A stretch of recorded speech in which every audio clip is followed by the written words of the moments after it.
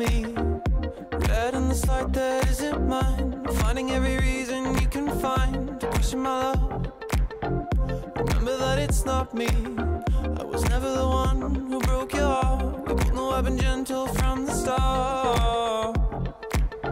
So though the questions keep on coming this time, you know that I'll listen. You know I'll be patient with you. You're my baby. Maybe this time you'll know you can trust me. You'll know I'll be faithful to you. You're my baby.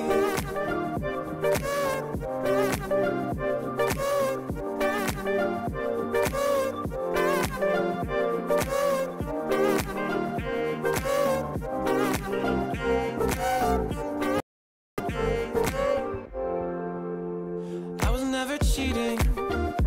You connected dots that weren't there. You gave attention to the thoughts I never wear. It's not my style, even though it's so clear to me. You shouldn't base the future on the past. I know you really want this thing to last. So though the questions keep on coming this time, you know that I'll listen. You know I'll be patient with you. You're my baby. Maybe this time you'll know you can trust me. You'll know I'll be faithful to you. You're my baby.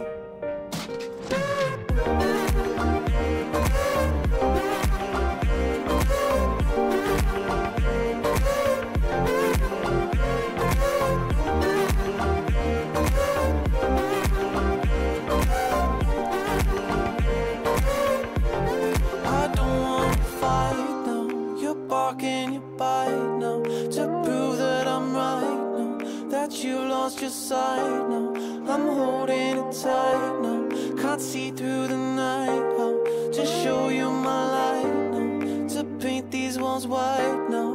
I don't wanna fight now. You're barking, you bite now, to prove that I'm right now, that you've lost your sight now. I'm holding it tight, can't see through the night. I'll just show you my light now, to paint these walls white now. Maybe this time you'll know you can trust me. You'll know I'll be faithful. So though the questions keep on coming this time, you know that I'll listen. You know I'll be patient with you. You're my baby. Maybe this time you'll know you can trust me. You'll know I'll be faithful to you. You're my baby. To you, you're my baby. To you, you're my baby. To you, you're my baby. I don't wanna fight now. You're barking, you bite now, to prove that I'm right now, that you've lost your sight now. I'm holding it tight now, can't see through the night. I'll just show you my light now, to paint these walls white now.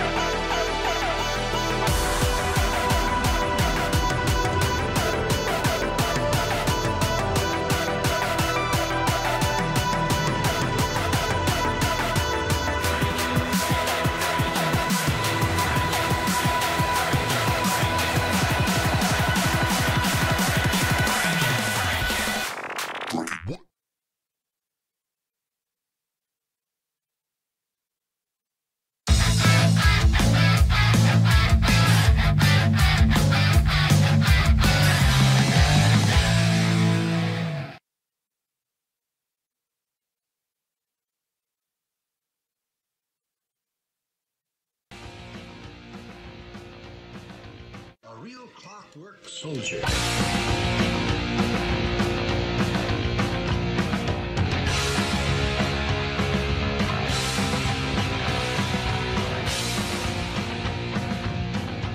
Generation Orange in 5, 4, 3, 2, 1. You're listening to Generation Orange. Oh, what was that? You're killing me, Edson. Oh, it was so great. You're listening to Generation Orange or watching. Hello. I don't know if they can actually see me. I mean, I know there's a camera here, but Oh no, they'll be able to see you. excellent. They'll Wow, be you're able to see super both hot of this us. week. All right. I know I am. I always am. Well, you know, Edson, no comment. So, you know, yeah, that's not wrong. Blues, Edson puts in a ton of work for RGV and for Generation Orange and for soon to be the Down in the Valley Gaming channel. It is coming, folks. We are seriously putting in some effort and work into this and are very excited. This is kind of part of that, actually, building up the brand here a little bit. So anyways, you're listening to Generation Orange. We are a weekly, what are we? A weekly radio show, episodic video cast, podcast. We're whatever you guys wanted. What does that sound? I don't know. That's I just awesome. ignore it. Hopefully they don't hear it on the YouTube stream. If you guys hear like a constant please let me know. In the interim, yeah, that didn't fix it either. Yeah, we do have video. We are back to full blast, guys. We're hitting this thing hard, going forward from here on out. Anyways, so Generation Orange, like I said, we are a radio show, podcast, video cast. You guys really need to stop chatting, or I'm not gonna be able to get through this intro. Every week on Tuesday, Tuesdays at 7 p.m., followed by Down in the Valley on Wednesdays at 7 p.m., both Central Time, both on the Down in the Valley video channel. We will also be airing video game streams in the very near future. I am psyched because my desktop finally works again. Tell them what was wrong with it. So for you techies, will understand this. So apparently, at some point, the power for the hard drive got disconnected. Not completely, just enough that it wasn't actually powering the drive, and so my computer couldn't see my hard drive, and that's why it wouldn't boot. And 20 minutes of tinkering with it on, what was that, Saturday? Yeah, Saturday night after I got back home, I got it working, and I've basically been playing video games at night, all day Sunday, at night, yesterday night. I can attest to that. Yeah, I mean, I haven't played in what? Like, I haven't played since you've been here, other than, like, I think I had after, 2 months before. Yeah. And then it was, like, right after that 2-month period, I just couldn't play games anymore because my computer was down. So it's been, like, 9 months. Well, no, I think it was like a couple of weeks after I first came in. It was still working. Then all of a sudden it died. Just stopped. Yeah, and then you were playing a little bit of Xbox One, but that's about it. Yeah, no, it's just not the same. But yeah, so the PC's back working. So you guys that are PC gamers, hit me up. Always looking for games to play, always looking for games to play, and always looking for people to play with. I'm not a big FPS guy, which I know basically eliminates like 90% of gamers out there. Give me an RPG, give me an MMORPG, give me a builder game like Minecraft or something like that. You really should try out House Flipper. House Flipper, no. I'm hooked on that one. I'm sure you are. You're a weird individual. Well, I'm damn proud of it. Hey, you know what? If it wasn't for weird people, we'd have nobody in the world. So that's true. Yeah, if it wasn't for weird people. No, Cisco, we are in the same room actually. And yes, the gaming channel will be on PC Blues, but we're also going to actually every once in a while, probably once a month, I think is the goal, do an Xbox One stream from our living room. So we're going to do what we're going to call the couch sessions version of Generation Orange. Well, really, it's not Generation Orange. That'll be the Down in the Valley gaming couch sessions, essentially. Yeah. And so, but no, we're literally at the same table. I'm literally across the table from Edson as he swivels the camera over to him, and then it'll never look right when he swivels it back to me. That's way too far, and now I'm crooked. Wow. All right, cool. Anyways, and I promise I'm not leaning over either. I'm actually pretty straight right now. So anyway, so we wanted to fill you guys in on that. And then since Harry asked about going with video, we were like, you know what? That sounds like a cool idea. Let's just go for it. So we did video this week. Yeah. Awesome Blues. That actually excites me to no end, especially if you get FIFA 18 or FIFA 19 when it comes out. We will play. I'm looking for new victims. We're also looking for members of a pro clubs. We want to do a pro club. I did one a couple of years ago with Travis Luscombe and some other guys, Eric Walcott. I can't. So Andrew, if you're listening, Andreas, if you're listening to this, come on. You're invited too. Yeah, anybody with an Xbox One is invited that has FIFA. And trust me, the more players you get in pro clubs, the better your pro club is, regardless of talent level of the players. That's what the crazy thing is. If you get 4 or 5 guys, that's more than most teams have. And so anybody is better than AI. And so you're always going to have a better team when you have players that play together. Oh, Callow, that's a shame. That's okay. We'll figure something out for you, buddy. But anyways, so this hashtag crowdfunding. GoFundMe. Yes. There's a few things we wanted to go over today, and this is kind of a really like super light list of things to go over for today. We have there's a lot going on in the world right now in terms of soccer, World Cup, thank you. But beyond that, there are some things going on here locally that are kind of quietly not talked about right now. And so we want to talk about one of those things, and then dive in a little bit into some Dynamo stuff. We want to dive into some RGV Express, talk World Cup, like I said, and then there's a Dash thing we definitely need to talk about this week, and that's our entire lineup for this week. So if you guys have any thoughts, comments, suggestions, you want to give a hot take, you want to piss somebody off, you could piss me off. Go for it. Call in. The phone lines are open. And it's down there. Down there. There. You were right. There. No. There. There we down go. There. Look down there. Right down there. 956-622-5977. That's kind of cool, actually. That is our number. That is our phone number where you can give us your hot takes. You can try to mess with Sean. I don't know, whatever you want. As long as it's soccer related, we're down with it. And I want to let you guys know too. What's really cool right now is because we've all done. We being the Down in the Valley crew have all done the FIFA World Cup bracket predictions. We actually, you guys have some banter you can throw at us. I actually had Egypt advancing, and there is no chance of them advancing. So bring it, people. Bring it. I'm open right now. I'm giving you the opportunity to bring it. Tell me why I'm dumb. Tell me why Egypt would have never had a shot. Bring it. So while we wait for people to call in, because, these people are awesome, and they're going to call in at some point, right? Yeah, and they're not going to make you sad. And Callow, if you just want to share your link, all you have to do is send it to Edson. Either on Discord chat or whatever, or just post it in there because like 90% of the people in our chat are currently on Discord. But that's probably the easiest way. So Cisco says, take number 1, RGV results don't matter. Oh man, you can see you're making Edson cry over here, man. That's pretty harsh. They can actually see now. Harry says, who knew Russia was such a powerful team? I did. I did. Note. So did I. Who had them actually okay. It's early to say this, knocking on wood, because it's really early to say this. Pasa la tragedia. But I have Russia beating Argentina in the first round. I mean, in the round of 16. Oh. If that happens, I'm walking out that door and dropping the mic. Because holy crap, predicting that before the tournament starts is incredible. And I think that's the fun part about all of this, because you have no idea how the teams are going to start. And I think everybody is surprised how well Russia started. Russia, Mexico. I mean, there were now you have some people who thought Mexico would do pretty good. Mm-hmm. Beating Germany. Let's be real. Other than Mexico fans, I don't think even Mexico fans thought. Not most of them. You had your diehards that were like, "Oh yeah, we're gonna beat Germany," whatever. But I mean, that's like the U.S. fans thinking they were gonna beat Belgium in 2000. What was that? 2014. Yeah. That was the last World Cup. Yeah, that was the last one. Ouch. Wow, Harry, that's pretty harsh. Argentina not making it out of the group. Callis says Iceland is going to make it out before Argentina. Iceland looked really good, but it's going out there. I can't argue it, but that's going out there. Okay, all right. Let's. We are 15 minutes in, so we're going to do this. Oh, Harry, what did you say? Dude, did you delete your message or did you curse? Anyways, I'm just kidding. So we're talking World Cup, so let's just dive into World Cup right now. Let's just do it, and then we'll go till 7:30, and then we'll go ahead and take a break at 7:30, and then we'll come back and we'll do something after that.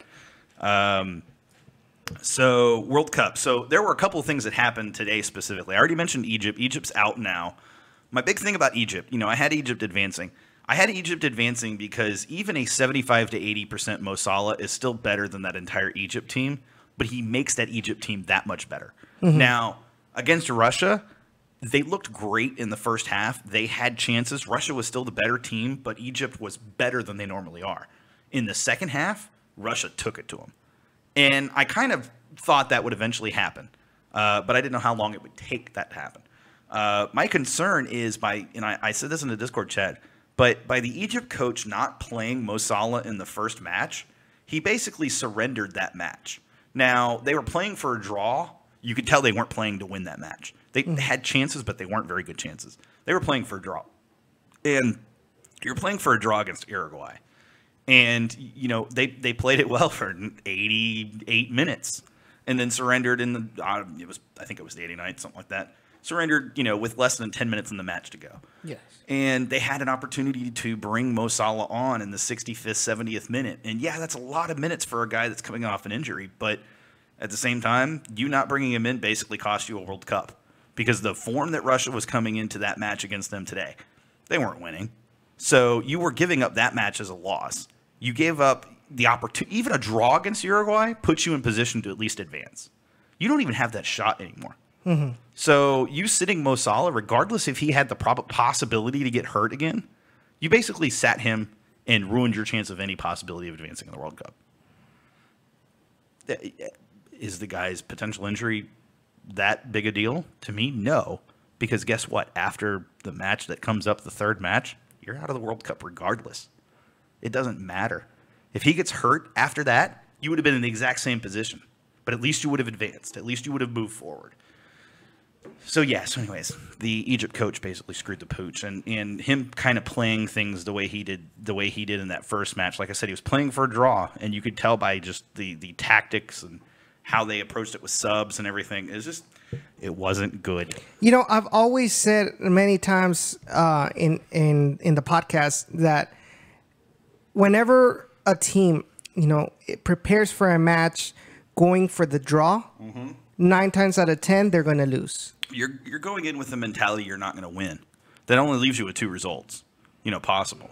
And it's a 50-50 chance, and even then, depends on the team you're facing.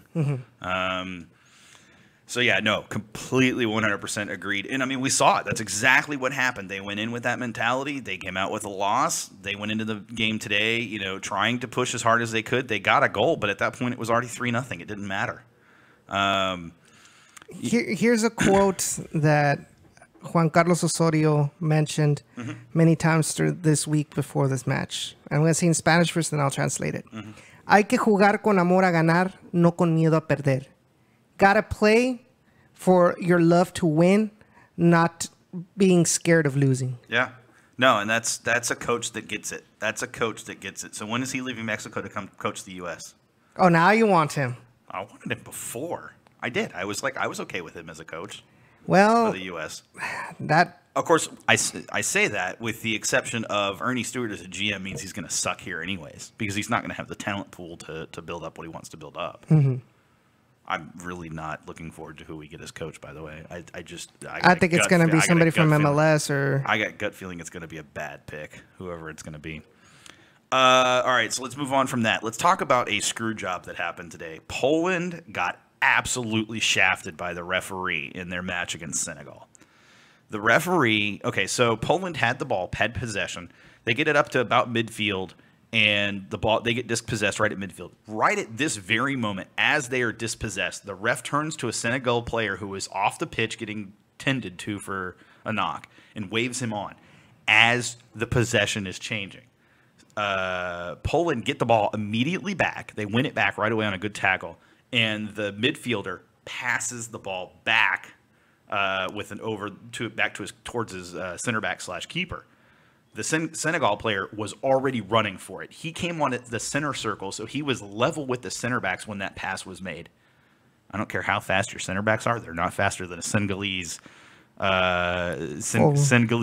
striker who is already known to be fast. And so the end result was a goal for Senegal on a breakaway. The keeper tried to come out, tried to clear it to prevent the goal, but I mean there was nothing he could do. It was a foot race, and of course the Senegal player was going to win that. And so that was their second goal. At that point, they were up 2-0. Poland come back and get a header in the 85th minute, which would have tied the game if not for that other goal. Yes.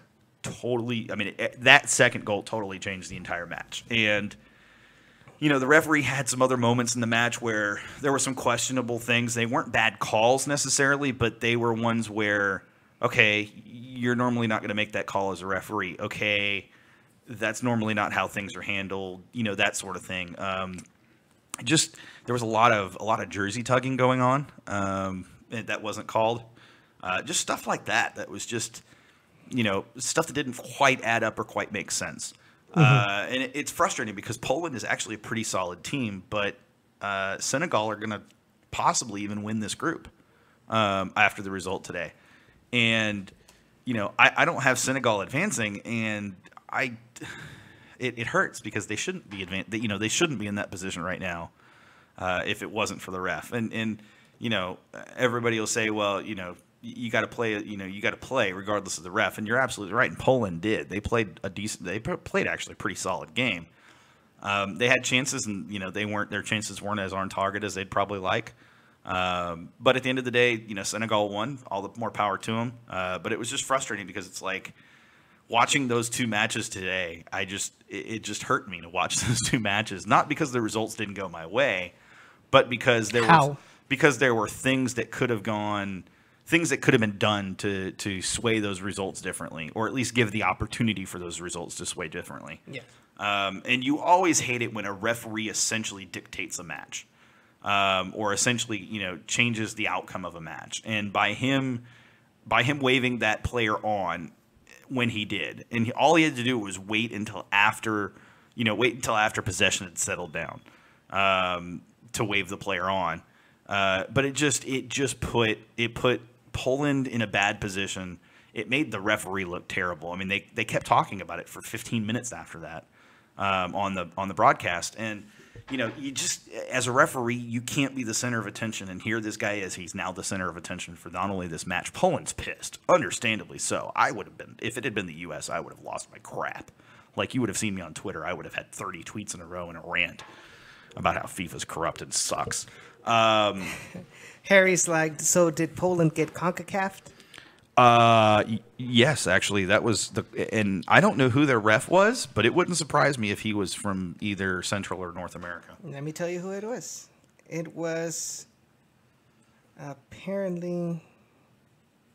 No, I don't want to see who the man of the match was. So Cisco asked while you're looking that up, there was the Colombia match this morning, which was the early match this morning. There was a red card handball called in like the 5th minute or something like that. And Cisco, asked the question, was the Colombian handball a red for us? And I have to say, yeah, it really was. It was definitely intentional. The referee was from Bahrain? Bahrain? Bahrain. Oh, that's okay. He's Middle Eastern. Okay. That makes a whole lot of sense because he's right in that African area. So what do I expect? Gee. Not at all a surprise. Hashtag FIFA corruption. And I don't know if you saw this, but there was a report that came out, I don't know, a month or two before the World Cup that there were referees taking bribes. I did see that. This is very interesting. And I think one of them was a Senegalese referee, if I'm not mistaken. Or maybe, no, it was a Ghanaian. I don't remember what country he was from, somewhere in Africa. But it was interesting to me, right? Because it's like, there's a lot of that going on.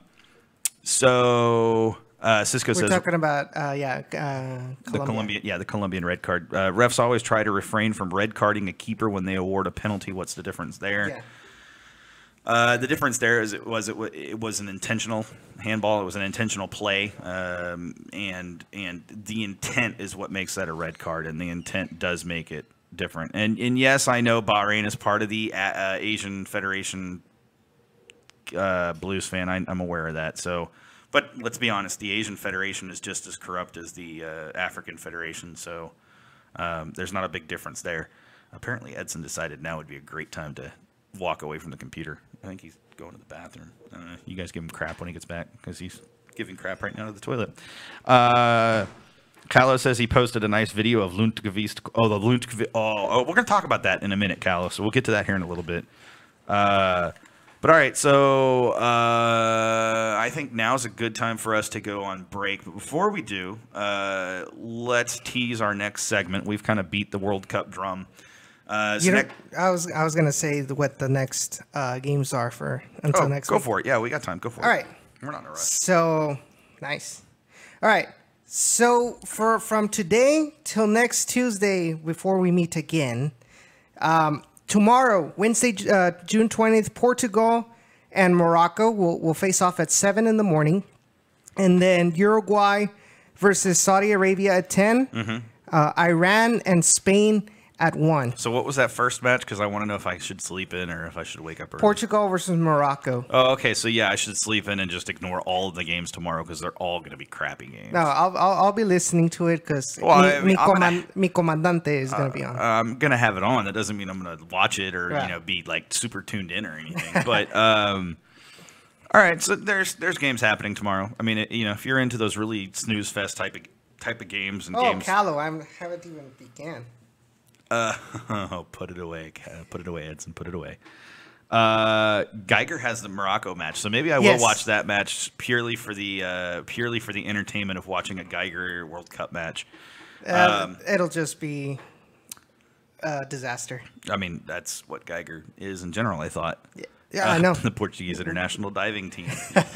So then, all right. So Tuesday we have Denmark versus Australia. Tuesday? You mean Thursday? Thursday, Denmark versus Australia. It's Tuesday right now. Set at 7 in the morning. Then at 10 in the morning, France versus Peru. I feel bad for Peru. Oh, Peru's gonna get taken. Yeah, they're gonna get taken. I don't want them to, but they're gonna get taken. I think as long if they start Paulo Guerrero, if they start him, I think there'll be a challenge for France. Yeah. If they don't, if they do the same thing again, then Peru's, And then at 1, Argentina versus Croatia. And then Friday, 7 in the morning, Brazil versus Costa Rica.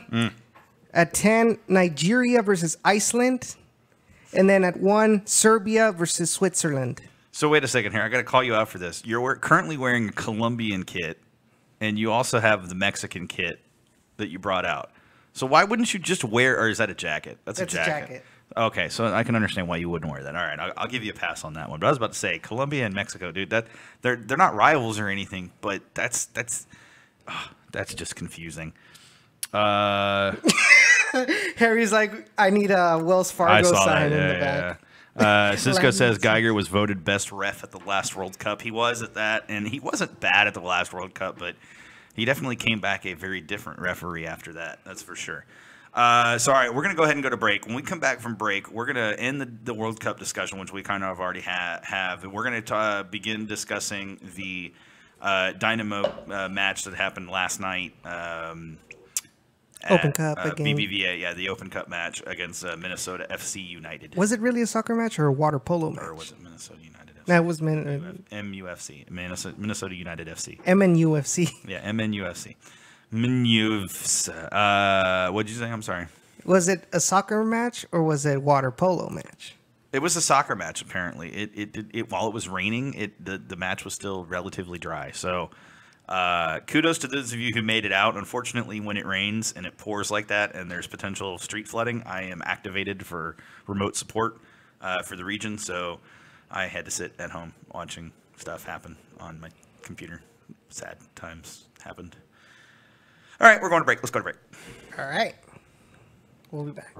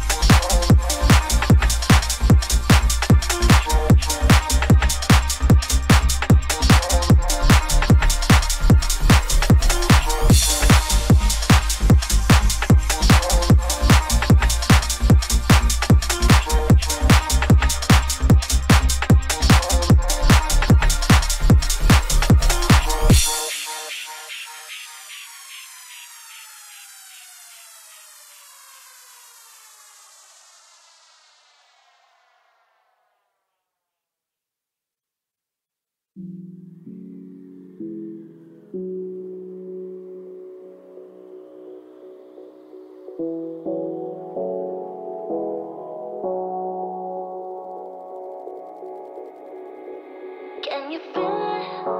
The fire in your soul, leaping at the chance for love. Can you feel it? Haunting your senses, letting all your feelings go. But I can feel it rushing through my veins. Your love's the only drug I know. But we've been playing the hand now we're dead, so we can light it up. I know that we can make it through the night, but I can feel the fire inside, so there won't be no fear tonight.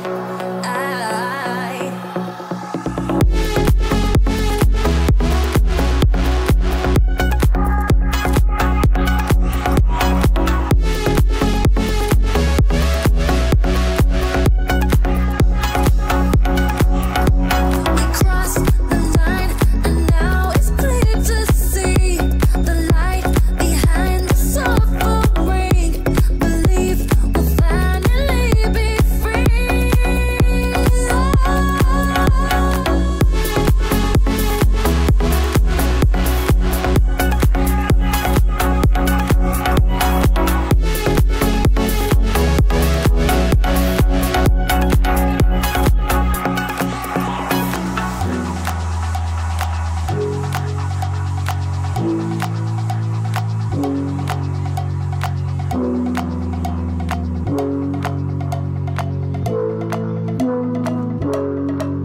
Let the silhouette cast upon your heart, turning every little moment into scars.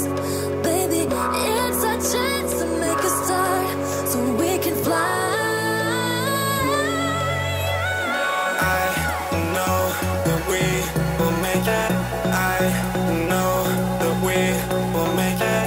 I know that we will make it. I know that we.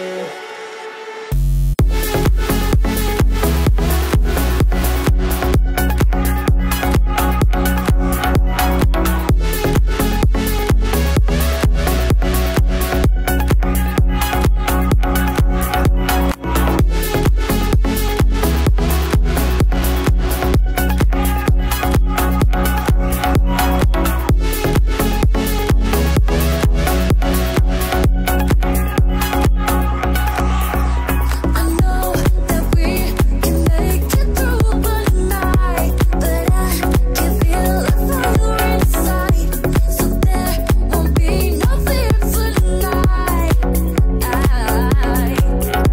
We crossed the line, and now it's clear to see the light behind the suffering. Believe we'll finally be free.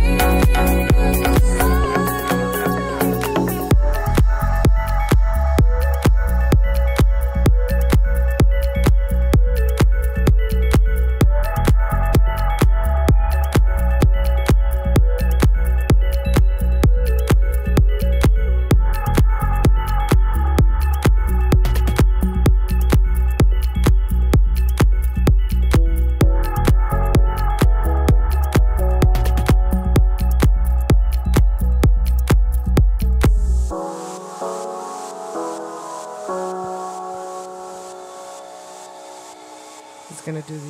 Yeah.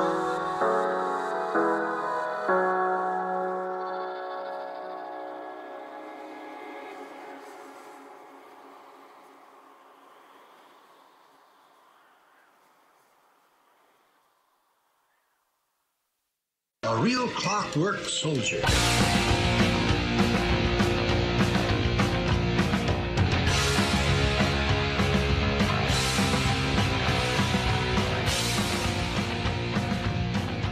Generation Orange in 5, 4, 3, 2, 1.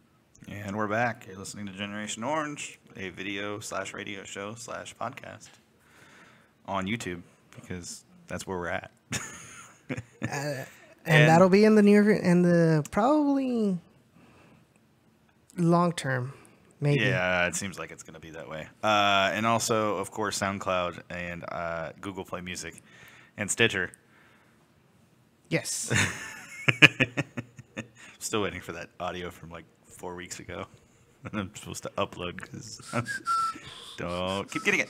Anyway, so before we went to break, we said we were going to talk about the Dynamo match last night. The Dynamo played Minnesota United FC here in BBVA Compass Stadium here in Houston in a rain-drenched match for U.S. Open Cup, and the Dynamo prevailed 1-0 on a Adam Lundqvist corner, which found the head of Mauro Manotas in a corner set piece that looked very similar to the one last season where I don't remember who crossed it in, but Dylan Remick got on the end of it right there at near post, and it just flashed into the goal. I mean, it was in the goal in a heartbeat. Yeah. It's very similar to me, very, very reminiscent of that.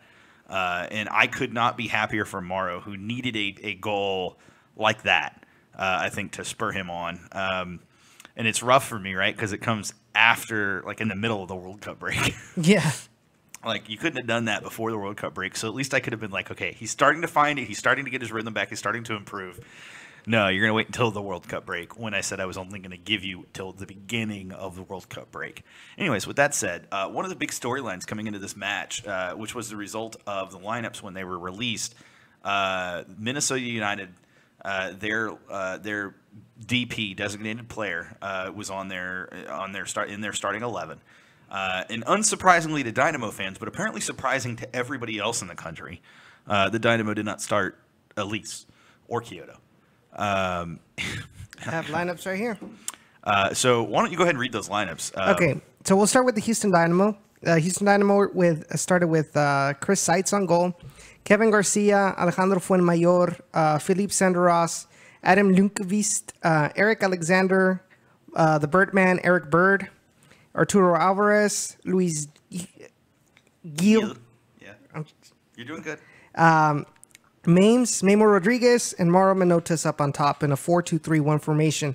Meanwhile, the visitors, they showed up with a 4-3-3 formation. They had Shuttleworth on goal, Manley, Coleman, Boxall, Mears on the defense, Martin, Warner, and Schuler in the midfield, and then Carlos Darwin Quintero, Ramirez, and Ibarra up on top. So their DP is Quintero, if anybody's curious. Ex-America. And he's actually a very, very good player. He's got a lot of pace. He's got a lot of technical ability. But he struggles in front of goal. Oh, man. Yeah, ask any America fan that, and they'll tell you that. That's why he's not as bad as Mauro. That's why he didn't stay with America. But, you know, I look at the cost of how much they're paying him versus how much we're paying Mauro, and it suddenly dawns on me that we're not paying Mauro very much money, 200 something, maybe less than that. I can live with Mauro's not hitting the goal all that frequently for that price. Like, he's not being paid DP level money here, so, you know, it is what it is. Callow says, in answer to your question, was that's because the Open Cup is a joke. That's because the Dynamo do not take the Open Cup seriously if you ask other teams. However, the Dynamo use the Open Cup in the way that it really should be used for MLS clubs in the first couple of rounds that the MLS is involved in, which is they should play a lot of their younger players that don't typically get minutes. It gives them an opportunity to get game time. It gives them an opportunity to get match fitness. It gives them an opportunity to have a chance to show what they're capable of doing. Memo was a breakout player in the Open Cup. The first season he played with the Dynamo, and you know it's good to see that the Dynamo, even with a makeshift lineup, were still able to hold Minnesota United off. Let's just throw this out there. This is the first time the Dynamo have ever beaten Minnesota United in a match. So we did it in Open Cup, but it still counts, right? Yes. We still beat them. We just can't say in MLS play, but that's okay. We finally beat Minnesota, and that's a majorly big deal for us. But you know, getting back to the whole DP thing, you know, Minnesota starts their DP. We don't start ours. Technically, Elise is a DP. We don't start our DPs, and yet we still win. So what does that say about the quality of our depth, that we can play mostly depth players and still come out with a win at home, which is a big deal too, but at home. That wasn't rhetorical. That was. I mean, I feel like at home they're gonna do fine. At least maybe, like you say, it is an Open Cup match. Maybe Minnesota United didn't put in as hard an effort as they would in an MLS match. I mean, we lost against them but that was at their home, so we all know that the Dynamo really isn't that great at away. So it actually makes me feel good, like looking at this result, just the result against Minnesota United that played their, you can say, their first team. We played our bench and our third string 1.5 team. Yes, Yeah. our 1.5 team, and we beat them 1-0. I think that's just something good now that we're starting to get our injured players back. Absolutely. It was good to see Philippe Senderos back.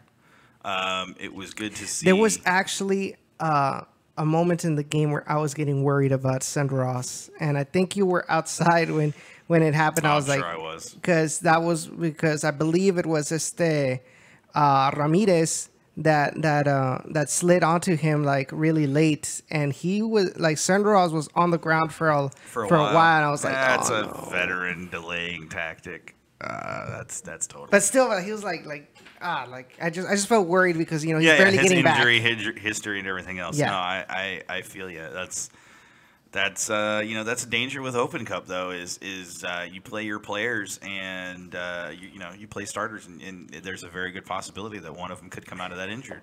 And Harry, it depends on who you ask. Where in regards as to whether an Open Cup is a joke. Obviously, if you ask, Kansas City. yeah, Kansas City or FC Frisco that want to take that seriously, or the USL teams, obviously it's not a joke. But to the other teams in the MLS, yeah, they're not going to take it as serious as league play, because league play. I mean, you have the Supporter Shield as well as the MLS Cup winners. Whereas with the Open Cup, I believe, what is it, like half a ticket to the champions, the CONCACAF champions, if you win the Open Cup? Yeah, the Open Cup is a guaranteed ride to the CONCACAF Champions League. Okay. The Open Cup winner. Yeah. No, and Open Cup has been around for a long time, and Callow kind of hinted at this a little bit by saying, they try to use the age as a prestige type of thing, and I think there is some prestige there. The problem is that they don't really market this thing as what it really should be, which is, a big deal. And because they don't market it, I feel like the fans don't really care about it when you talk about MLS clubs. USL clubs do, but MLS clubs fans don't really care about it all that much. They care about it once their team makes it to the semifinal. Then all of a sudden it's a big deal. But before the semis, nobody really pays much attention to it. It's just kind of there. It's almost a hassle at this point, a nuisance, if you will, because it comes, you want that 2-week rest, and instead you get a week rest, and then you're playing a match, and you're only going to have a week after this before your next match. So, it kind of ruins that whole, oh yeah, we're going to get 2 weeks off. But, on the flip side, there's value in winning U.S. Open Cup. Historically, the Dynamo and Wilmer do not tend to start their starters even in the later matches. I think we saw last year, if I'm not mistaken. Even against Sporting Kansas City, they played in KC. Yeah. No, it was here in BBVA Cup Stadium. That was the game where technically the Dynamo lost their home streak. Oh, that's right. Yeah. They had the home streak. Even against Sporting KC, they used the RGV roster for. Yeah, and I think that's just kind of how they approach the Open Cup in general. And there are other teams that approach it the same way. I don't have necessarily a problem with that per se, but I think there is value in giving your starters those additional minutes.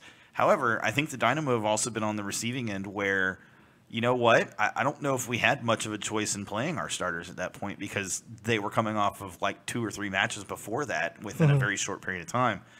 And so, my hope is when this next match is against, I believe we play Sporting. We play Sporting KC now. Yeah, here. July 18th, I believe, or something. July 18th, yeah. And I think if you look at the schedule, I think that is in between. I want to say that's not an off week necessarily, but it's like it's two, it's in between two matches that are relatively well spaced out. So I don't think we'll have too much of a problem with that. But it's just from a coaching standpoint, you have to think about, from your club standpoint, you have to think about, what's the real value in this? And if the only value is if we make it to the final and we win the final, we're in CONCACAF Champions League. Okay, that's a big deal.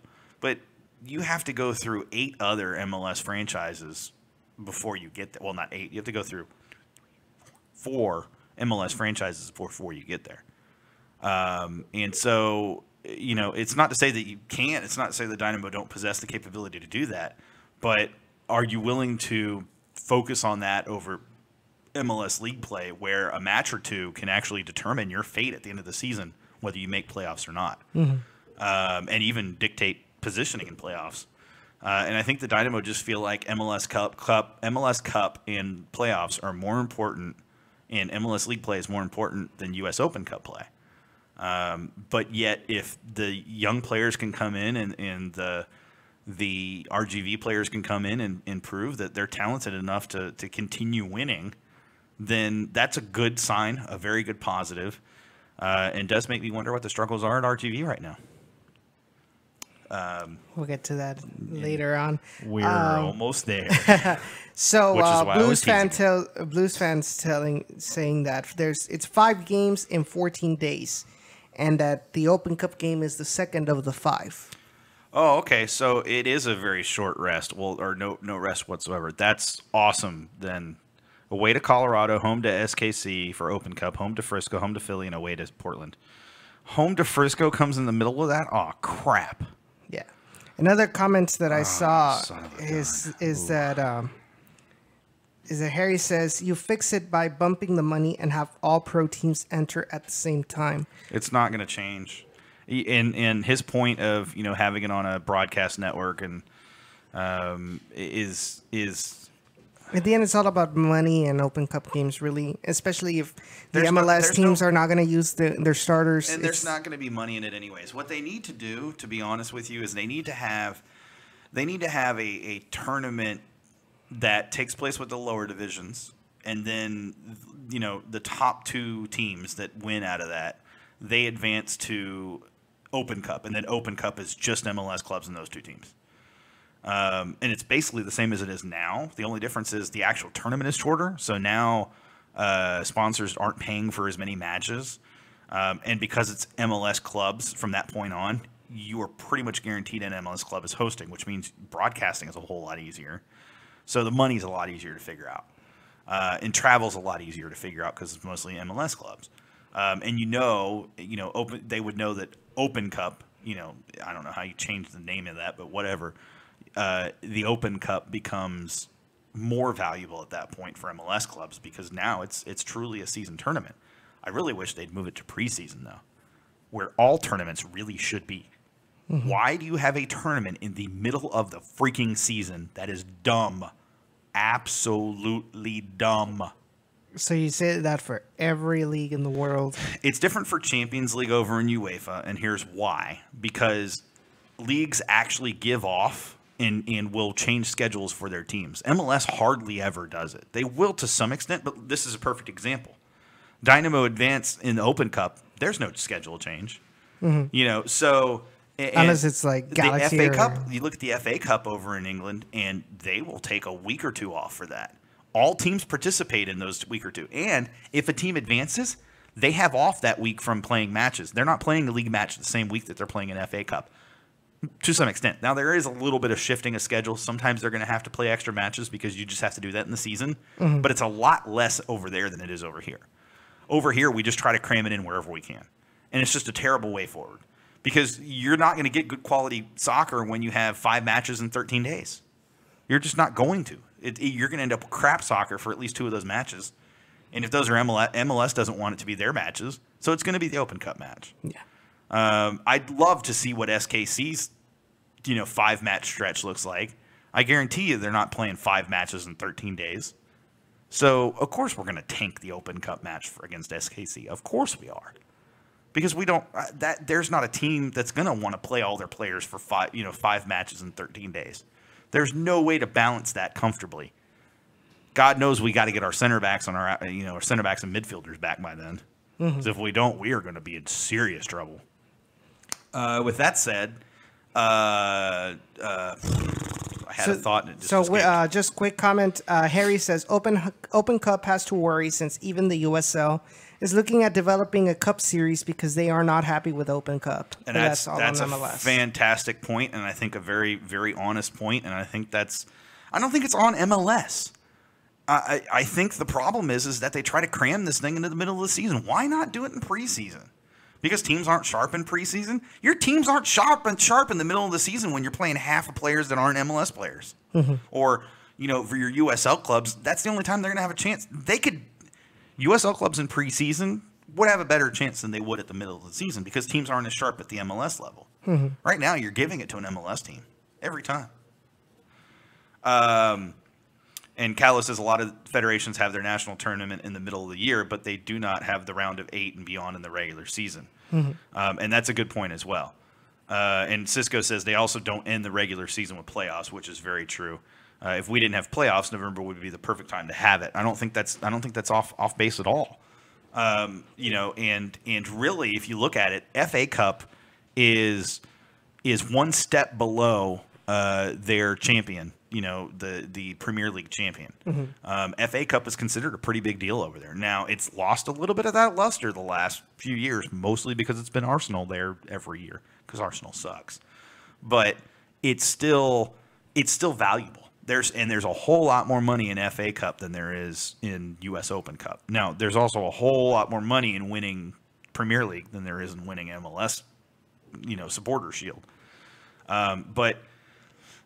So Blue says, SKC literally have a bye week while we get ripped into 5 games in 14 days. So as I said, and it never fails. It never fails when we get to Open Cup time and we advance past that first round. We always end up with the Open Cup draw where we're in the middle of like a really tough stretch in the middle of summer, and then the other team that we're facing is in the middle of a bye week or something ridiculous. So we're playing a team on rest, and we're coming in with like 3 days rest or 2 days rest before the match. Of course, we're playing our tank team. We're playing our RGV players.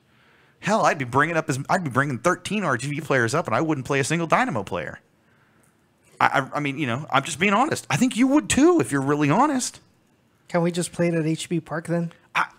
I would be okay with that. I really would. I'd drive down there. Well, it's a midweek game. I wouldn't drive down there for it. But let's do it on a weekend. Let's do it on a weekend. Let's drive fans down there. That's a great idea. I don't know why we wouldn't. And I agree. Blues fans says they don't have our schedule situation, and it's a effing joke. And I completely agree. It's the problem with Open Cup, and it's why MLS teams don't take it seriously, because some MLS teams get it a whole lot easier than others, and then they wonder why those MLS teams' fans take it more seriously than those that don't care. Gee, I wonder. With that said, we're going to actually go ahead and go on break, and this is going to be a fairly decent-sized break, probably 2 songs because it's the top of the hour. When we come back, we're going to continue talking Dynamo and Open Cup a little bit, more Dynamo than Open Cup at this point. And then we'll roll right into some RGV Express. Thanks for listening, guys. Remember to like and share the video down below. And also, if you have anything to add to the conversation, I'm looking at you guys in the YouTube chat. The phone lines are open. That number is 956-622-5977. Once again, 956-622-5977. And we'll be back.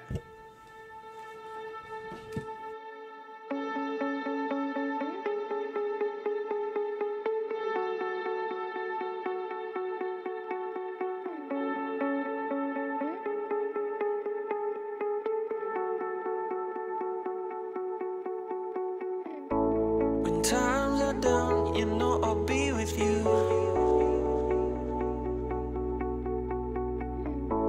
Your times are rough, this time I see it too.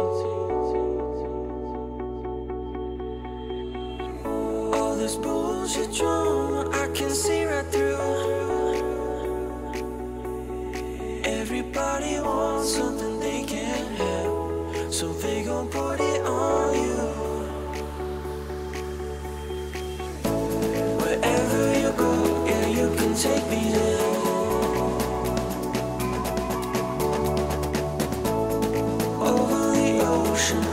see us there.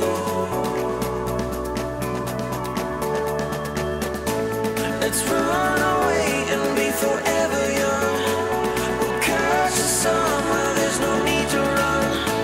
Wherever you go, yeah, you can take me there. Yeah, you can take me there.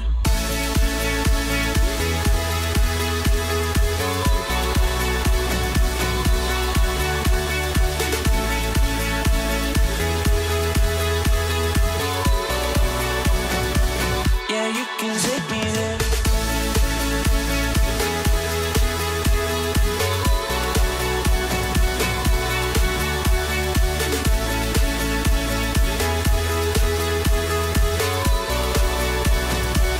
Yeah, you can take me there.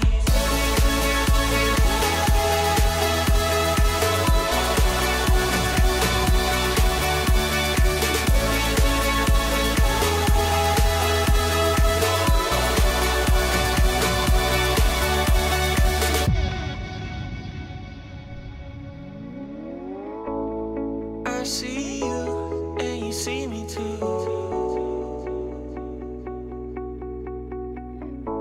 We may be broke, but we see the truth. All this bullshit drama, I can see right through.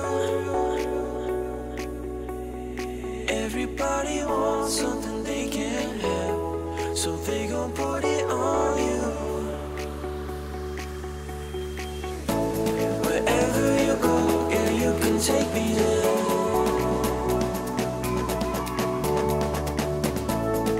Over the ocean, I can see us there.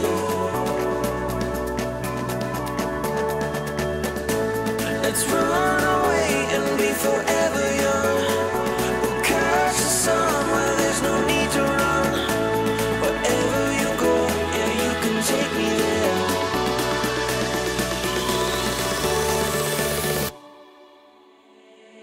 Yeah, you can take me there.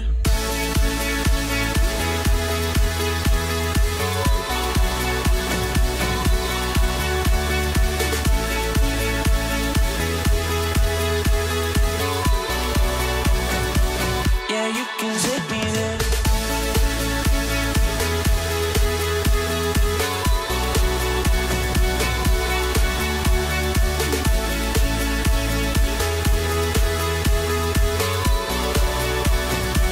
Yeah, you can take me there.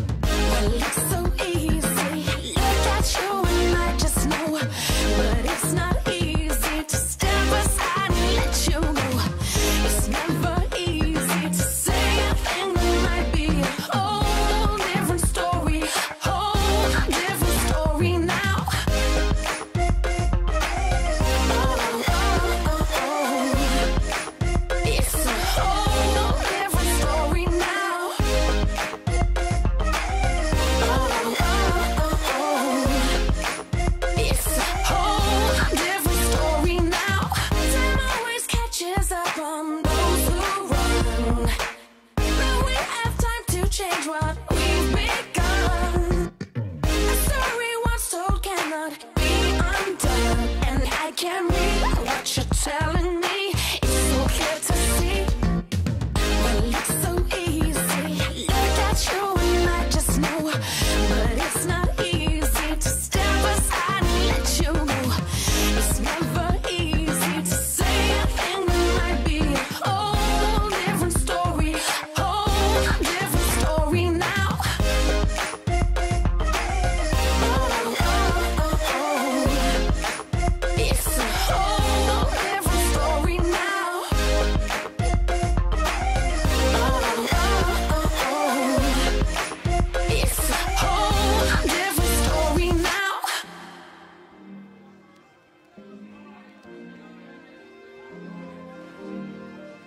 Find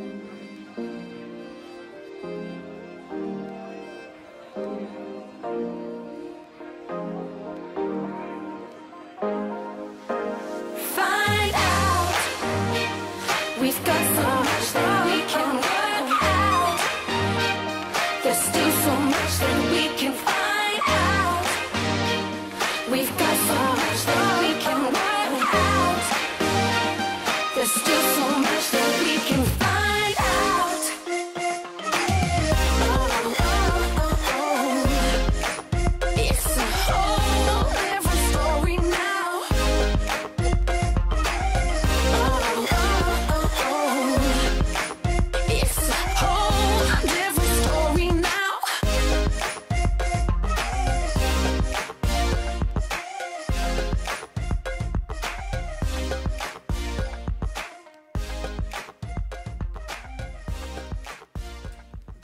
And we're back. You're listening to Generation Orange, a radio show / podcast / video show every Tuesday at 7 p.m. Central on YouTube, and also down in the Valley on YouTube. Every Wednesday at 7 p.m. On Wednesday. And then in the future, down in the Valley Gaming. On Thursdays, Fridays, Saturdays, Sundays. Wherever somewhere we in feel there. like it. Yeah, somewhere in there. I don't know if it's so much whenever we feel like it. It's just so much whenever we can actually get time in to do it. Well, that is true as well. Dynamo matches. Why do they have to happen in the middle of the week? Otherwise, I could just say, we'll just do it every Thursday. Before we went to break, we mentioned that we were going to talk a little more Dynamo. We were talking Dynamo Cup. There it is, everybody. We were talking about the Open Cup. There is a Dynamo Cup coming up. It's the Dynamo It's a Charities Charities Cup. It comes up end of this month.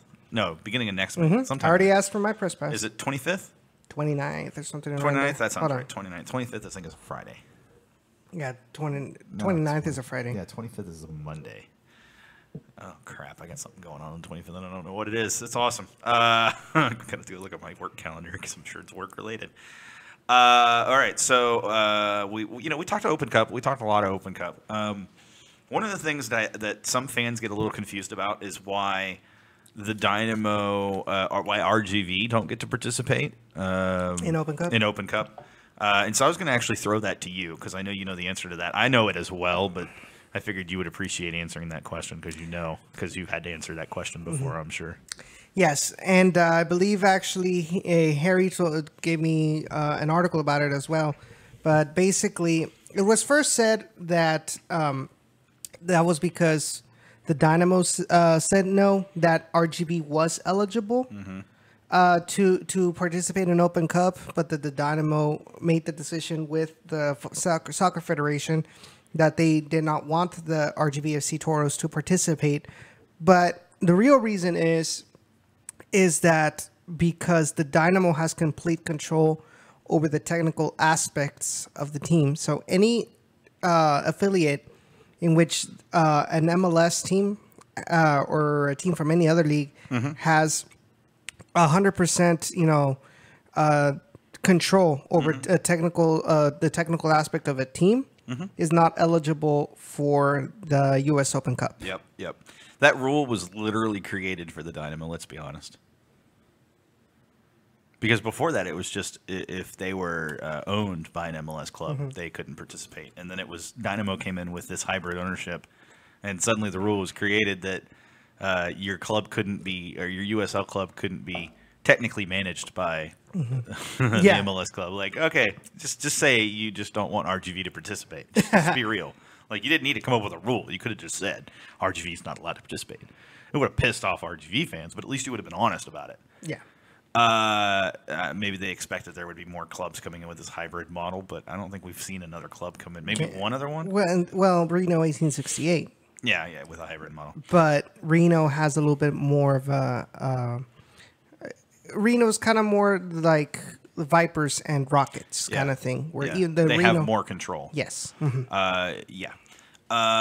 Cisco says, remember the whole situation with SKC in Orlando a few years back with Dom Dwyer? Wait, after happened? he was traded from SKC to Orlando, he couldn't play for Orlando in their match against SKC Yeah. in the Open Cup. I do remember that, Cisco, just so you know. So we said we were also going to talk about Dynamo in general. I'm gonna throw a player out there that wasn't on our list originally for when we did our players we were really impressed with, players that we would hope improved, and then players that basically sucked. And this player is slowly making his way, actually quickly making his way to the players I'm very impressed with this season. Adam Lundqvist is playing like the amount of money that we're paying him for level of player. And I am very, very pleased at this. That just shows you that, as much as we give flack to the Dynamo front office, they really do know, at least Matt Jordan scouting, Nick Kalba's scouting, they know what they're doing. Yeah. And it's just a matter of getting the players that fit fit what they're trying to do. And I mean, this is a player coming into the Houston humidity and heat, and he doesn't look the worse for the wear from it. No, and he's able to adapt to a completely new position for him. Oh yeah. Well, he played left back last night. He didn't play right back. He got to play his favorite left back. Yeah, but in the first couple of matches, exactly. And he mentioned it himself. When I put the interview, when I posted the interview. You're good. You're good. This is hilarious. But continue. Sorry. When I posted the interview on last week's episode, he mentioned that he had never played there. He's always been used to playing in the left back position, mostly as well because he's extremely left-footed. But he was able to adapt to it and kind of show that why he is here and why he deserves to have the starter position. And I also made the comment that based on how Adam Lundqvist has been playing, I gave the Dynamo now the benefit of the doubt for releasing Charlie Ward. Oh, really? Color me shocked and surprised. All right then. So what you're saying is you're starting to see that they do kind of have a reason for doing things the way they do them, even if fans don't necessarily see it right away? This time, yes. Because of his international slot. Yeah. That's exactly what we said was the reason that he didn't stick around with the Dynamo. And good on him for landing in San Antonio. Hopefully he finds his time in USL fruitful. He got his first start this weekend. Yeah. You didn't let me finish. I said hopefully he finds his time there fruitful because he's not making an MLS at this point anywhere else at any point in the near future. Ouch. It's just being real. You're not going to go from, at his age, with his injury history, you're not going from San Antonio FC to New York City FC like Sebastian Ibiaga did. Mm-hmm. And I saw mention that San Antonio has another, or was that? Yeah, that was San Antonio. Because who did RGV play this week? No, it wasn't San Antonio. This week they played OKC Energy. OKC, and OKC has the other Ibiaga brother, who. And they tried to make it that it was a big deal that they had the other Ibiaga brother. And the reality is the reason that they're not in the RGV system is because the older brother got burned by MLS and his father doesn't want them playing in MLS, period. Sebastian only made it because he's worked his tail off to get there. Yeah. And good on him, but he's not getting minutes with NYC. He's got maybe 10 minutes, I think. And I think that... No, he played against the Dynamo. He was a starter against the Dynamo. Sebastian Ibiaga? Yeah. You're doubting me, aren't you? Oh, I am very much doubting you. I was at that match, my friend. No, he was there. What? I was at that match. I mean, if he was, I didn't even notice, which I think pretty much says everything you need to know about him. Let me get you that for you. But I could swear he was there. And Cisco does make a... Was he? Did he start? Sebastian Ibiaga started, number 33. I didn't even notice. That three-man backline. Yeah, I didn't even notice. That's how bad he played. Because Dynamo won that match, by the way, against David Villa and all the other crappy NYCFC players. So Cisco makes this point off topic, but shout out to Jason Johnson for that goal. Sorry to bring it up, but that goal. Holy moly, that goal. Otherworldly level of goal. It was picture perfect. Are you trying to make me tremble because that's who we're going up against on Saturday? I mean, let me be honest right now. If it's funny that the players that tend to play the best against RGV and the Dynamo tend to be former Dynamo and RGV players. It's not a surprise. It always happens. The Dynamo and RGV just need to find some players that have played for other teams that they play throughout regularly because Typically, those players are going to play better against their former clubs.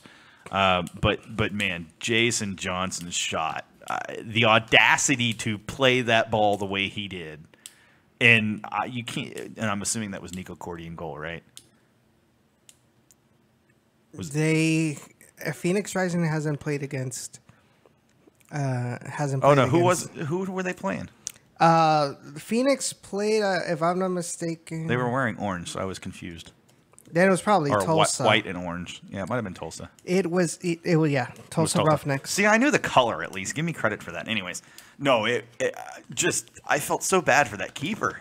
I mean, there's nothing you could do with a goal of that level. Yeah, because not only was it like the shot was unexpected, but the ball was actually traveling so fast it was impossible. I mean, it's USL goal of the year, hands down. And the USL season's not over yet. It was something you would see out of, what's that name of that anime, Captain Tsubasa? Yeah.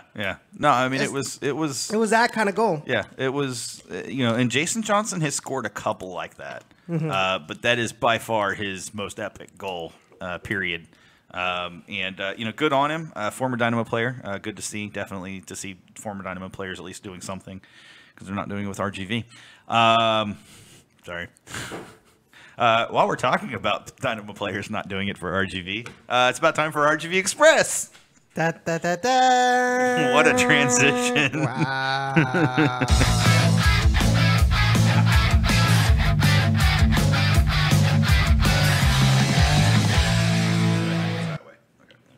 Hello, everybody, and welcome to your favorite segment, the RGV Express, Down in the Valley Express.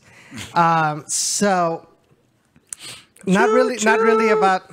There's not really a hype train at all this season.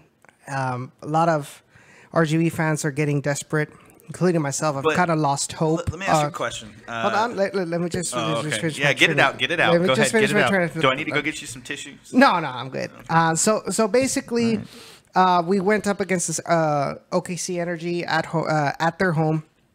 OKC Energy came in as second to the last in the Western Conference standings, and we lost to them 3-1.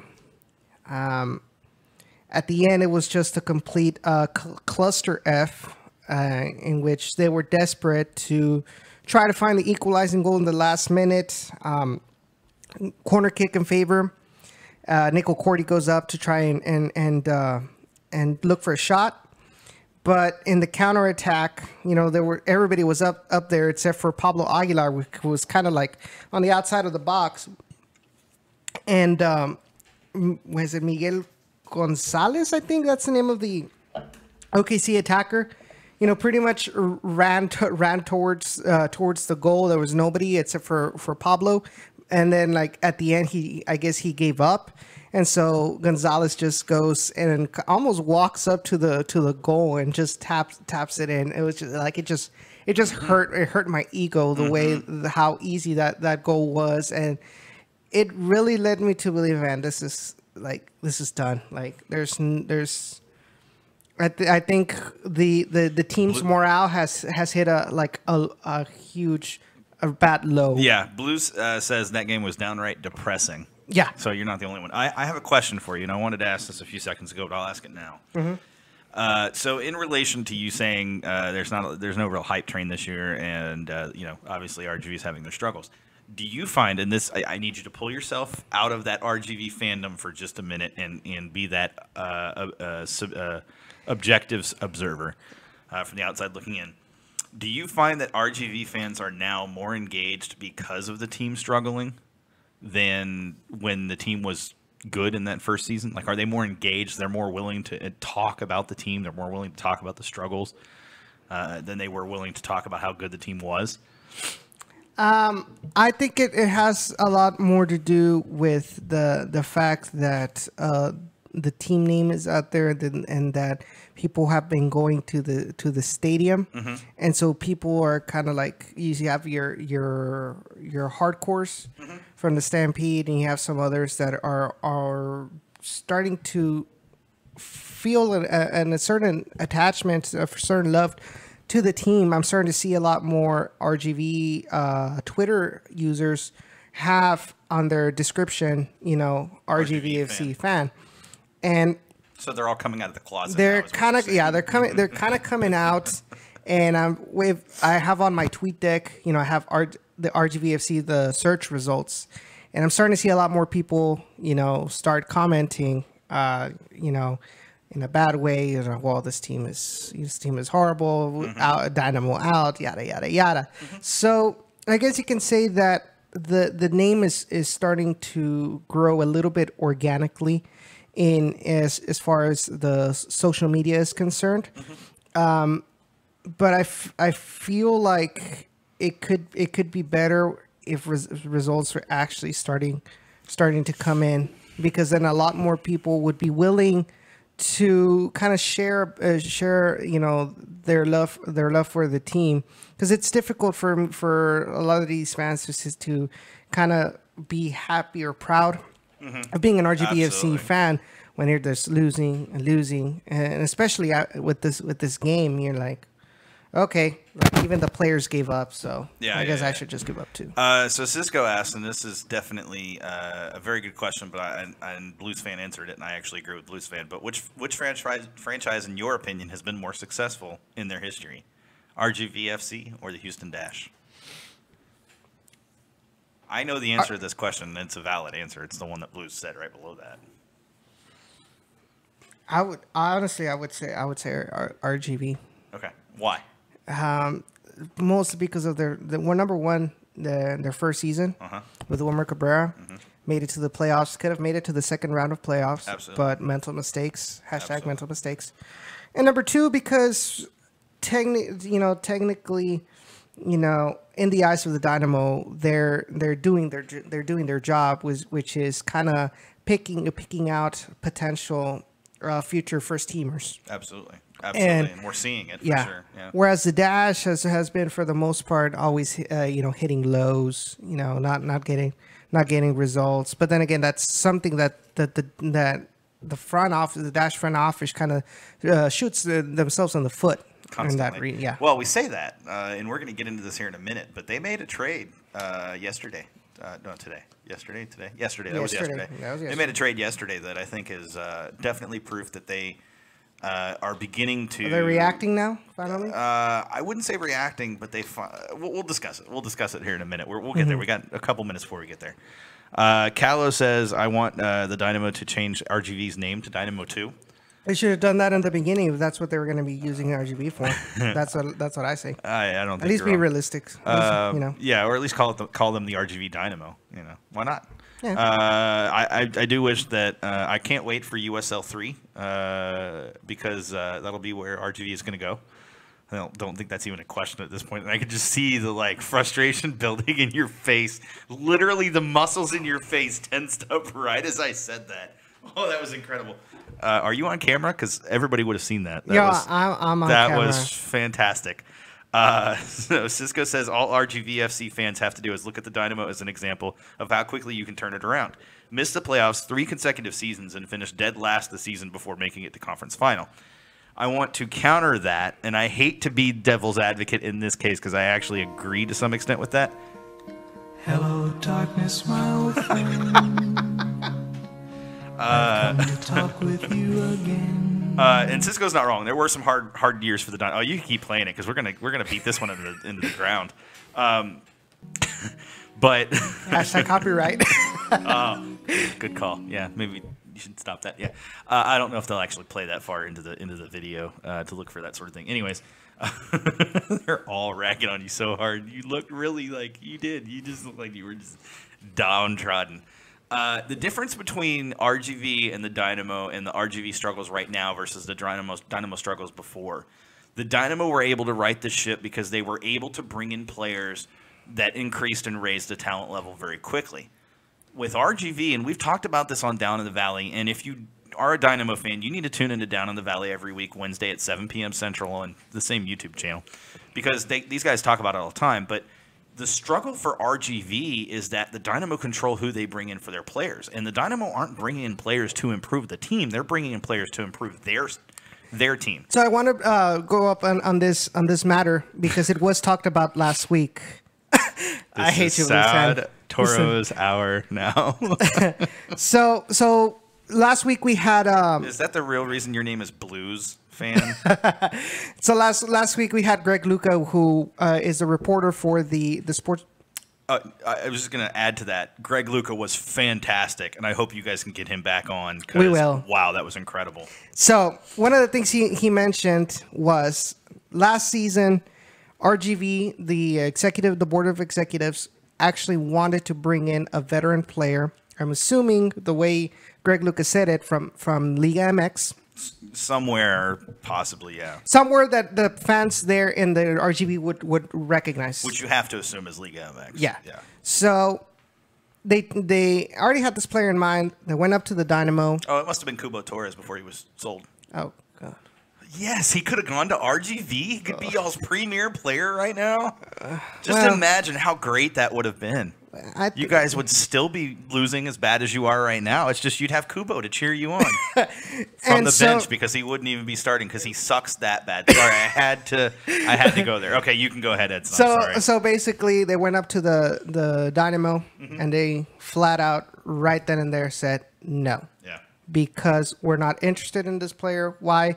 Because it's of no use to us. It's not going to be someone that we can grab into the first team into the future. So there's no development path for this player because they're at that point where their development has ceased. And so when it comes to this hybrid system, we always compare it with, like I mentioned, with the Vipers and the Rockets. Yeah. He says the difference is that the Vipers actually do have some level of independence in order to grab a player that they want specific for the Vipers to be competitive in the G League. Yeah, D League. G League. They changed it to G League. Yeah, because now it's sponsored by that sports drink. Yeah, AKA Gatorade. Yeah. Well, hashtag shameless plug. Please sponsor us. Gatorade. Yeah, no, Gatorade. I'm just throwing it out there. I will drink Gatorade on every freaking show, and I will hold that bottle right here on video if you sponsor us. You don't even have to pay us money. Just send us bottles of Gatorade every month. That's all we'll be happy with that. And so RGV does not have that because the Dynamo control 100% the technical aspect. Yep. So they're always going to be looking at, on what benefits them. So that's how it's going to be run. Absolutely, and it comes back to what I mentioned this to Greg, and I asked him, I asked him if he thought that would have changed things a little bit in terms of the perception of the team down there, and he said, it might have a little bit, but he thinks that part of it is, or he said it was interesting that I brought that up because he hadn't really thought about that. Mm-hmm. But I do wonder, and I've said this multiple times, and I'm going to say it again, I do wonder if the way that they marketed the team, that they were going to be competitive and this, that, and the other, it put them into a position where fans expected that. And they set the expectation higher than they, are currently able to achieve. Now, theoretically, reasonably speaking, I have Independence Day hot dog eating contest. Oh, snap. He went there. Oh, that's awesome. Yeah. Now, to be fair, on Independence Day, it's RGV versus Santos Laguna. Yeah. Okay.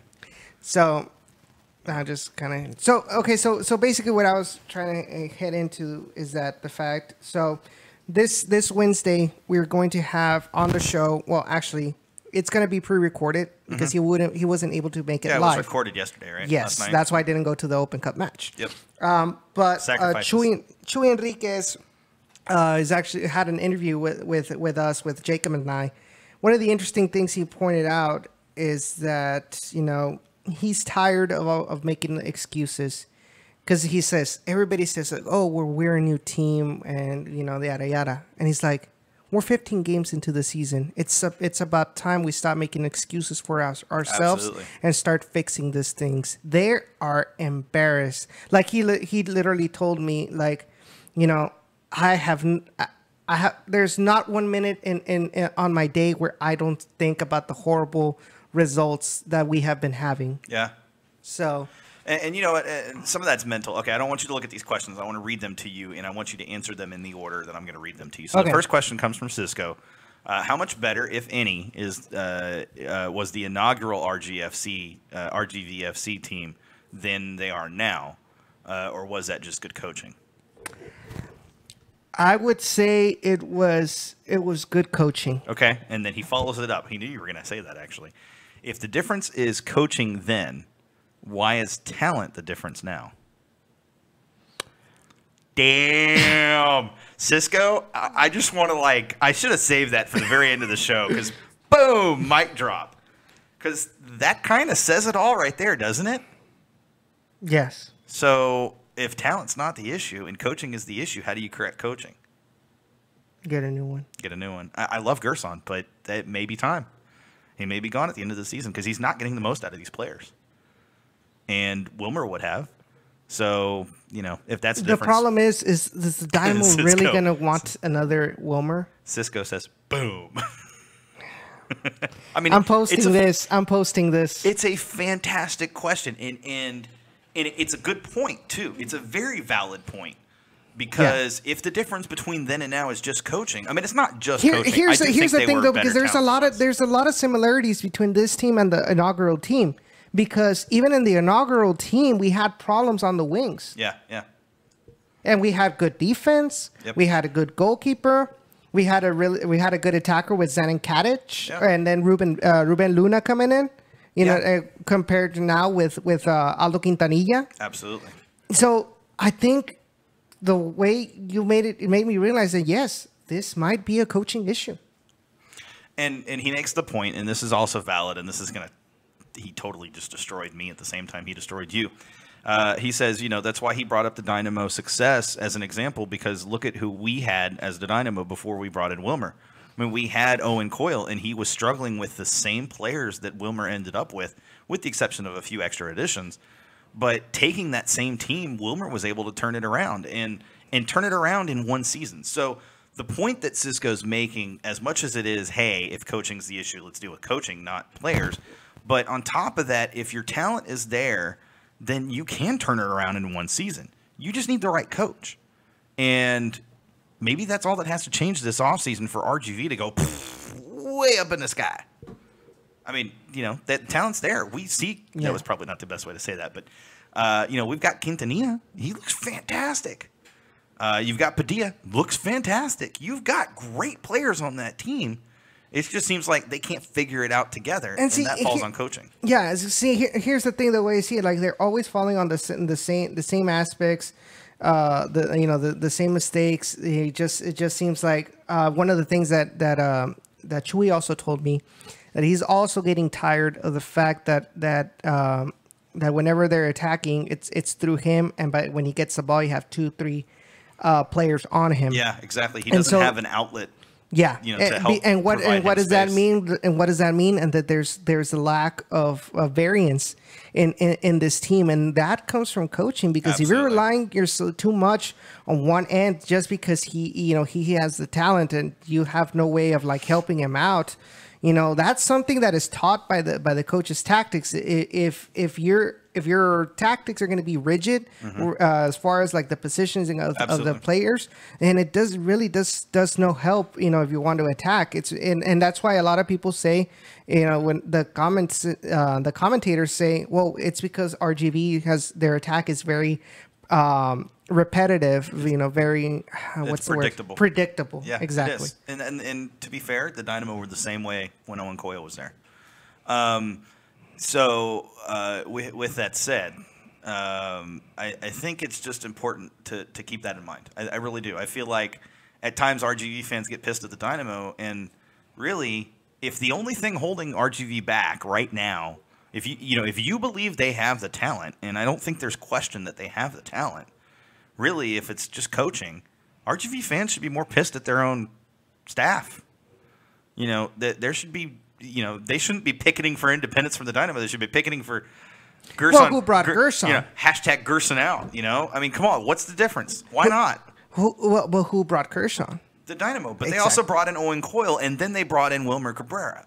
Who's to say they can't right the ship? I mean, you've struggled for 2 years, but the Dynamo struggled too. They just got to get it figured out. And again, if it's coaching, you want to give a guy time. You don't want to just sack him halfway through a season because he started off bad. Mm-hmm. You want to give him a full season. Teams are going to struggle at different times. I mean, even in the MLS, TFC started off terrible this season. and they're barely riding the ship. They're not sitting there and winning games hand over fist. They're struggling in their own right. So I say that to say soccer is a fickle friend. It really is. It's a love-hate relationship. You're going to have seasons where you struggle. It's just how it is in soccer. Look at the Premier League. Chelsea struggled this season. Mm-hmm. They were champions last season. So, Cisco says, just imagine the current Dynamo roster under Coyle, not nearly as dynamic. And that's exactly true. You lose that dynamicism that Wilmer brings, and you lost it from RGV after the first season, which was their best season. Mm-hmm. So ultimately, all I'm saying is, can we clone Wilmer Cabrera? Can you find a guy that can bring that same level of talent? Jason Christ doesn't have a job right now, and if there's a guy that can get the most talent out of a USL roster, Jason Christ is your guy. Orlando sucked because they have terrible management, not because of Jason Christ. And Jason Christ is known for player development. Hey, guess what? What did the Dynamo want the most? Player development. Or we just wait for Caleb Porter to come free again, who also was very good at player development. My question is, would those kind of coaches accept going in the USL? I think Christ, after struggling at Orlando for so long, might be something he would consider, to be totally honest with you. I'm tweeting that. I don't want to. You should Christ in, Gerson out. Oh, no. I'm going to get you to do it. All right, so let's go to break so that we can come back and talk about this Dash trade and what it means for the Dash and what it means kind of for the organization as a whole moving forward and what that kind of signal or should signal to fans. Again, you guys are listening to Generation Orange. We appreciate you guys tuning in. Make sure you like and share the video, and do me a favor and call in if you have a hot take. And every one of you in chat clearly has a hot take. So that number is... Don't make us disable the chat. And don't think I won't. The phone number is 956-622-5977. Once again, 956-622-5977. And we'll be right back.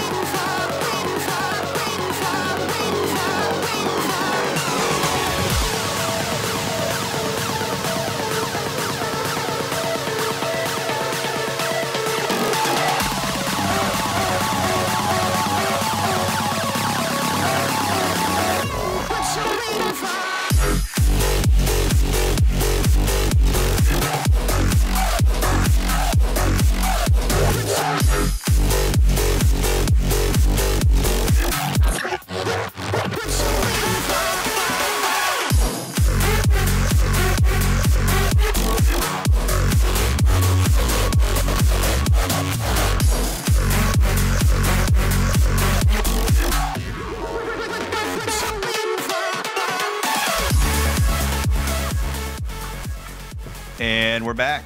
You're listening to Generation Orange. Sad Toro, hashtag Sad Toro segment. So before we went to break, we'd been talking about RGV and the Dynamo, and even during the break, we were talking RGV and the Dynamo, even though these guys weren't able to listen. Cisco says Wilmer used USL as a stepping stone back into MLS. Why not Christ? I think that's a good point. Callow says, well, the show's over. Abandoned ship. Callow says, to be fair, Owen Coyle is a great developer of youth talent. That said, he has no business whatsoever being a head coach. I think I completely agree with that. Yeah. And Cisco I wouldn't trust him with an under-9 team.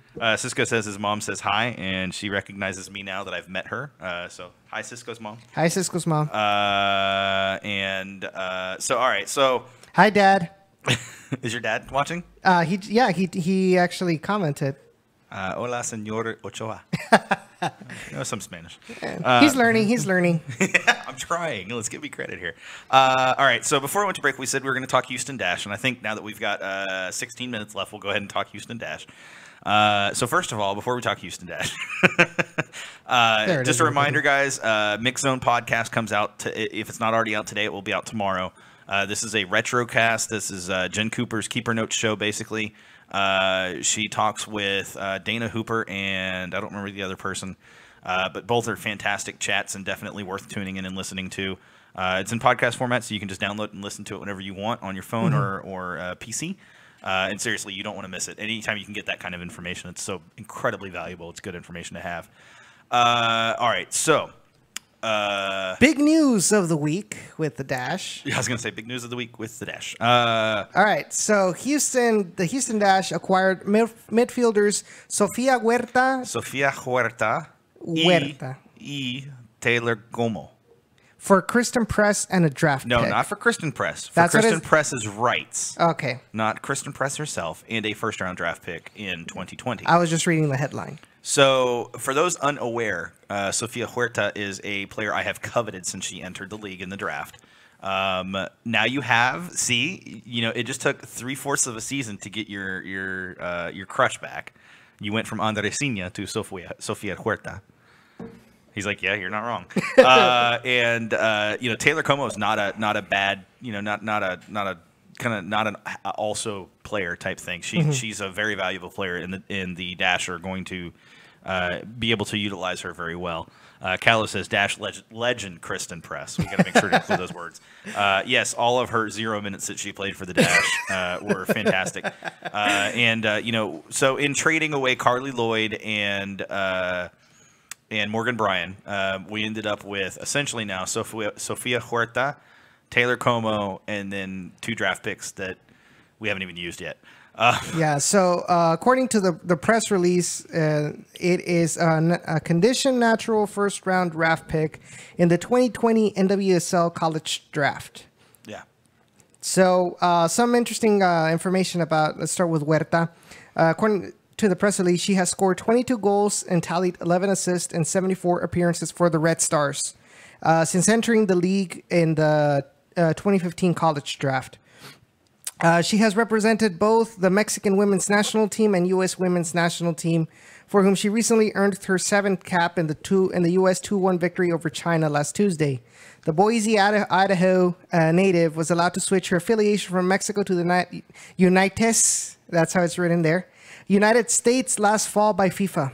And then Como has appeared in 55 league games since entering the league as an amateur for Portland Thorns in 2015. The midfielder earned a full contract the following year with the Red Stars after entering their preseason as a trialist.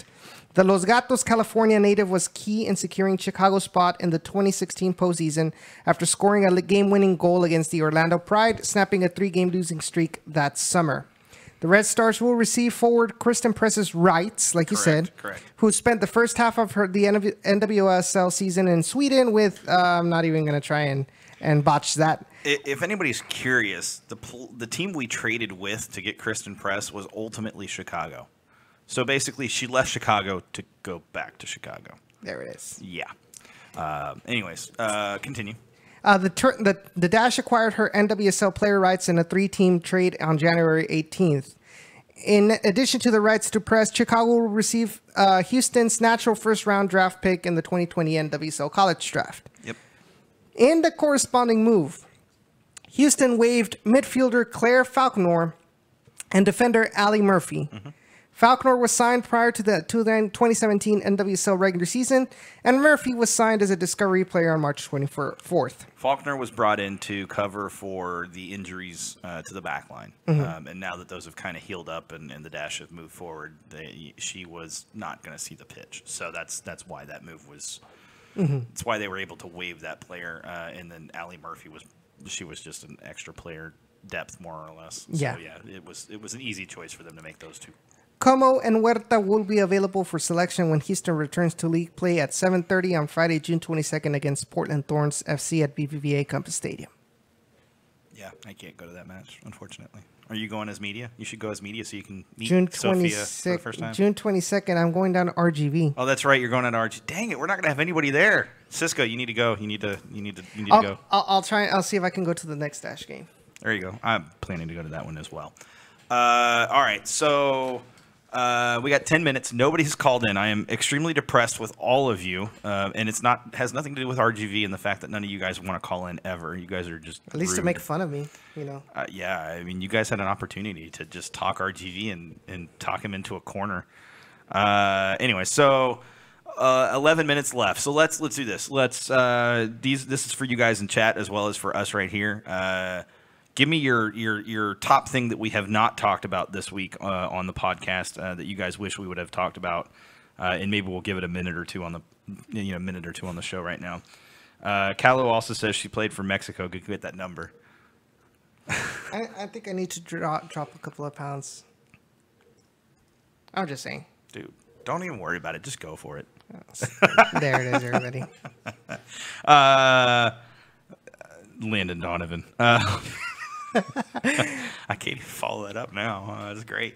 Yeah, where's the scarf, man? You need to get that scarf. Which one? The one that says "still mad about" or "still mad for not being called up by or for being cut." Yeah, for getting cut by Klinsmann. It's yeah, you can put it down now.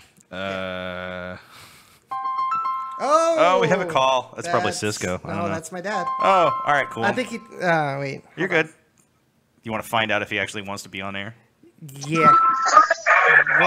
Bueno. We're still live. Hey, you said to call to make fun of you? Because I'm down. Is that Edson's sister, I hear? No, that's my sister's best friend. Oh, even better. Even better. You are always welcome on the show to make fun of Edson. That is always allowed. Always. Absolutely. I'm gonna get y'all back. No, what do you mean, sister's best friend? It's me, Victoria. See? It's all that. I pulled it down. Okay. I gave it a little. What's little up, less. Victoria? No, Calo. No, Calo. She's not gonna tell you about me. Yes. So, Victoria, you have the floor to talk about Edson. I want baby stories. I want little child stories. No. Embarrass Actually, the heck out no. of him on the show. Feel free. It is. I want to tell have you the floor. guys a little bit about my dad right now. Go for it. He never misses a show. He's always on his phone watching it. And recently we got a smart TV for him for Father's Day. And I was trying to show him how it's a lot easier to see it on the TV. And so I have him right now on my back trying to see how to do it. And right now he's completely amazed by technology. So, yeah, but I guess my dad is like a huge fan. And he loves y'all and he never misses a show. That's awesome. Thank you, Dad. And so right now he's practically forcing me and my mom to watch it as well. I mean, we love watching. I mean, You don't have to lie. It's totally okay. We have to have our haters. That's what drives our ratings. but yeah, and then I heard Edson say, "Come on, guys, call," even if it's just to make fun of me, and I was all for it. And you still haven't made fun of him. Come on. Seems legit. Oh, you want content? All right. Let me see what I can think of. I'm so waiting for this. Don't worry. We're gonna cut this segment and we're gonna make this a permanent segment for the show. This will be part of the intro week after week now. Amazing. Okay. I'll write out some stuff and I'll give you guys ideas. Right now I'm at a blank. That's okay. Next time, and you will call in again. Next time you call in, make sure you have thought ahead of what you want to say about Edson and what stories you can share. I'm going to get a legal size notepad and write everything down. Oh no. Oh, that's fantastic. Thank you, Victoria, for calling, and we appreciate it. And I know Edson, No even problem. if he's like trying not to blush over there, he really appreciates you calling in as well. All right. Bye. Good night, you guys. Vas a Thank you. ver Good night. ahorita. Vas a ver ahorita. All right. I'll talk to y'all later. Bye. Callow says he's Bye. sorry. Callow Bye. says he's sorry we didn't get to hear his hot take. He really didn't have a hot take, but he's gonna think of a hot take for next week. So we will have Callow on next week. Cisco, did he ever boo-boo in his underwear? Ooh, she's already gone, Cisco, unfortunately, but that was a great question. She's still listening, so if you have stories like that too, those are fantastic stories to tell on the show. And we will never turn away a fan, regardless of what stories they may tell about us. Which does extend to my family, but they don't watch, so it's okay. I don't have to worry about it. What do you mean, Blues? The stuff that I don't supply. Gee. Hot takes, I think, is what he meant. I don't know. No, of course he did. We all have. Cal was right. We did. With that, okay, we've got 5 minutes left. Come on, guys. Yeah, you guys are killing me. We started late too. I mean, we technically should go like 5 minutes long, but I want to go play Xbox One or maybe PC. I don't know. I'm gonna go play something. Okay. All my hot takes. Callow, I know you love me, and it's okay to say it. I'm drawing a blank. I really don't have anything at all. Cisco's like, my mom wants to call in now. She's allowed to, Cisco, just not this week because we don't have enough time. But your mom is always allowed to call in. Your mom's awesome. So I think one of the things that I really do want to talk about, and I think it'll be interesting to have at least our points of view on it, and that is the Landon Donovan dilemma. Oh, okay. Well, let's talk about it. We got 5 minutes. Why not? Victoria says, to be honest, Edson does a pretty good job of making fun of himself. Hashtag truth. So my take on this whole Donovan thing is, I mean, if you're gonna participate in, well, there's some of our listeners, watchers that don't know about the Donovan thing. So first, bring it up. So there's this commercial that was launched by Wells Fargo Bank. Correct. And so basically the synopsis is like he's outside a store and he's talking to a guy, I guess a fan, and he gets a notification from his phone. Landon Donovan gets a notification. He looks at it and the text, and it says that there was a suspicious transaction for $100 and some. Mm-hmm. And so he kind of says it out loud, and he's like, "Well, that's really weird." And he's like, "Well, is it?" And he unzips his jacket, and it's just a T-shirt that says Mexico, and stuff like that. And so then all of a sudden you see Marco Fabian come up, and it's like, "Hey, hey, Donovan, you're looking good," in Spanish. But basically, the whole idea is that he participated in it so that way the U.S. fans would support Mexico now that the U.S. did not make it. Sorry, wait, what? That's not why he participated in this thing. For the money, yeah. But at least let's not give in to his tweeting reasons why. That was an afterthought. Hey, how do I make myself not look like such a jackwagon? So the real reason he participated in this and accepted this commercial is because he was making money, and he wants money. He's a human. That's what he wants. So, okay, what's your take on this? Now that we've said that, what's your take? I mean, if he's gonna make money out of it, fine. Fine. I like the commercial. I think the commercial's funny. Yeah. But then again, I am a Mexico national team fan. So seeing him and then Marco Fabian, I was like, oh, that's awesome. But when you start going on this whole tirade on Twitter, like making it political, actually criticizing and attacking Carlos Bocanegra, which was crazy, yeah, saying that but, he's not Mexican enough. Let me add this. I wonder, he and Boca were actually pretty good friends. So there's some question to me if this was maybe staged, because guess what it's doing? It's keeping it right in front of everybody's eyes on Twitter. It's keeping it in front of soccer fans' eyes. It's not going to go away anytime soon. Landon knows what he's doing. He's not stupid. Continue.